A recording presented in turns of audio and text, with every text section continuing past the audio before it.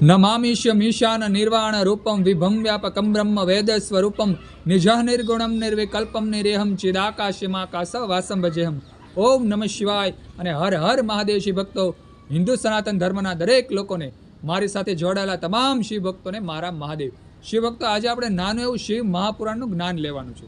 શિવ ભક્તો, શિવ મહાપુરાણમાં સરસ લખેલું છે કે જે લોકો શિવલિંગની પૂજા કરે છે તેને 4 પ્રકારના કષ્ટો સહન નથી કરવા પડતા. પહેલું ગરીબાઈ, બીજું આધિ, ત્રીજું વ્યાધિ અને ચોથું શત્રુ. શિવ ભક્તો, આ 4 પ્રકારના કષ્ટો આપણા જીવનમાં આવે છે. પહેલું છે ગરીબાઈ. શિવ ભક્તો, ભગવાન શિવજીની શિવલિંગની આપણે નિત્ય પૂજા કરીએ તો પહેલાં તો જે આ કષ્ટ છે, ગરીબાઈનું કષ્ટ છે, તે આપણાથી દૂર દૂર જતું રહે છે. ભગવાન મહાદેવ નિત્ય પૂજા કરવાવાળાને, તેના પરમ ભક્તને પ્રથમ તો ગરીબાઈમાંથી દૂર કરે છે. શિવ ભક્તો, આપણે જીવનમાં આવ્યા છીએ તો 100માંથી આપણે 80 પરિવાર એવા હોય છે જે ગરીબાઈમાંથી બહાર આવે છે અથવા ગરીબાઈમાં પોતાનું જીવન પૂર્ણ થઈ જાય છે.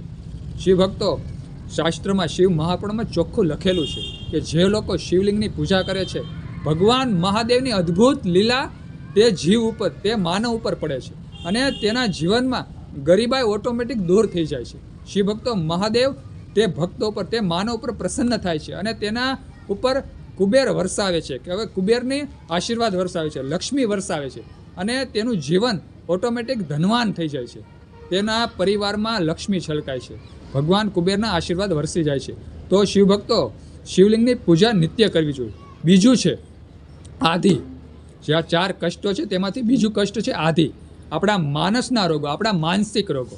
શિવ ભક્તો, આપણે જીવનમાં આવ્યા છીએ તો આપણને આજુબાજુમાં પરિવારમાં કંકાસ હોય, કજિયો હોય અથવા આડોશ પાડોશમાં કજિયો હોય, સગા વહાલામાં કજિયો હોય તો તેનાથી આપણો માનસ છે ને તે એકદમ ચિંતિત રહે છે. મનમાં ખોટા વિચારો સદાય ઉત્પન્ન થતા રહે છે અને આપણને માનસિક પીડા એટલી બધી પહોંચે છે જેથી કરીને આપણે અવિચલિત થઈ જઈએ છીએ, આપણા કર્મોથી આપણે દૂર થઈ જઈએ છીએ, જેથી કરીને આપણે પ્રગતિ નથી કરી શકતા. તો શિવ ભક્તો, ખાસ કરી અને જો આપણે શિવલિંગની પૂજા કરીએ તો આ જે કષ્ટ છે આપણી આધિ, જે માનસના રોગો છે તે ભગવાન શિવજી દૂર કરે છે અને આપણું મન સદાય એકાગ્ર રહે છે. ભગવાન શિવજીના આશીર્વાદ એવા વરસે છે કે આપણું મન એકાગ્ર રહે છે, જેથી કરીને આપણે જે આ કષ્ટ છે, માનસના કષ્ટ છે, આધિનું કષ્ટ છે, તે આપણાથી દૂર દૂર જતું રહે છે.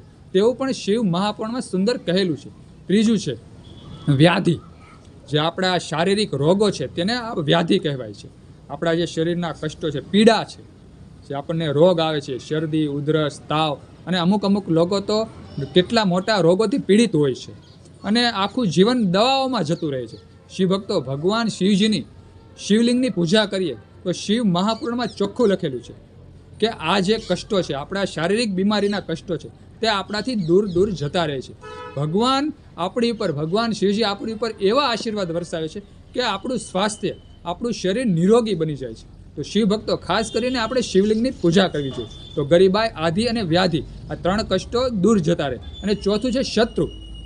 શિવ ભક્તો, આપણે જીવનમાં આવ્યા છીએ, આપણે પ્રગતિના પંથે ચડતા હોઈએ તો આપણી આજુબાજુના, આપણા પરિવારના સગાવાલાઓ તે સારું જોઈ નથી શકતા, કારણ કે પોતે એવા માનસિક પીડાથી પરેશાન હોય છે જે આપણું સુખ જોઈ નથી શકતા, જેથી કરીને તે આપણી ઉપર એક શત્રુતા રાખે છે, આપણી ઉપર દુશ્મનાવટ રાખે છે અથવા કોઈ આપણી ઉપર ઝઘડો કરે તો તે આપણું શત્રુ બની જાય છે અને આપણને સતત ચિંતા રહે છે કે આ શત્રુ આપણી ઉપર કંઈક કરશે અને આપણે દુઃખી થઈશું. તો શિવ ભક્તો, શિવ મહાપુરાણમાં ચોખ્ખું લખેલું છે કે જે શિવ ભક્ત હોય છે તેને શત્રુની ચિંતા કરવાની જ નથી, કારણ કે તેની રક્ષા સ્વયં મહાકાલ મહાદેવ કરે છે.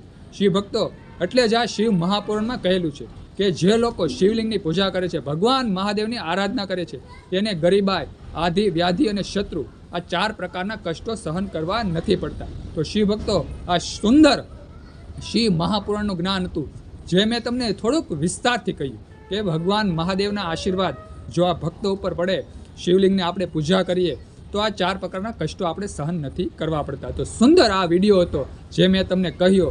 જો વિડીયો તમને ગમ્યો હોય તો વિડીયોમાં લાઇક આપજો, કોમેન્ટમાં હર હર મહાદેવ હર અને ઓમ નમઃ શિવાય લખજો અને ખાસ કરી અને આ વિડીયો બીજા શિવ ભક્તોને શેર કરી દેજો, જેથી કરીને મને પણ થોડીક પ્રેરણા મળે. તો શિવ ભક્તો, આજે બસ આટલું જ.